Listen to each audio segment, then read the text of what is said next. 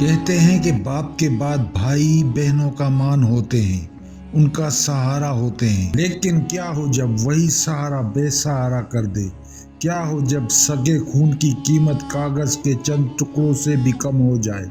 آج کی کہانی ایک ایسے بھائی کی ہے جس نے دولت کی ہوس میں اپنی ہی بہن کی عزت کا تماشا بنا دیا۔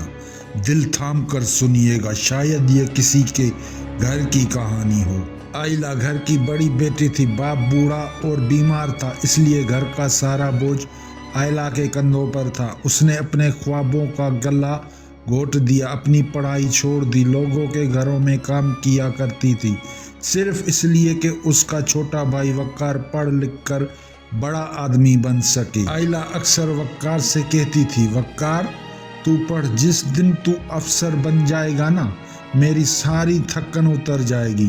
وقت گزرا، وقار پڑھ لکھ کر اچھی نوکری پر لگ گیا، لیکن پھر وہی منحوس گھڑی آئی جب ان کا بوڑھا باپ دنیا چھوڑ گیا۔ جنازہ ابھی گھر سے اٹھا بھی نہیں تھا کہ وقار کی آنکھوں کا پانی سوکھ گیا اور لالچ جاگ اٹھا۔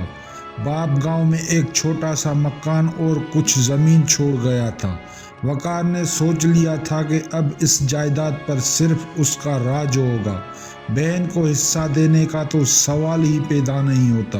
کچھ عرصے بعد آئلہ کا رشتہ طے ہو گیا۔ وہ خوشی خوشی بھائی کے پاس گئی اور کہا، بھائی میری شادی کے لیے کچھ پیسوں کی ضرورت ہے، ابا کی چھوڑی ہوئی زمین بیچ کر میرا حصہ دے دو تاکہ میں عزت سے رخصت ہو سکوں۔ یہ سننا تھا کہ وقار کے اندر کا شیطان جاگ اٹھا۔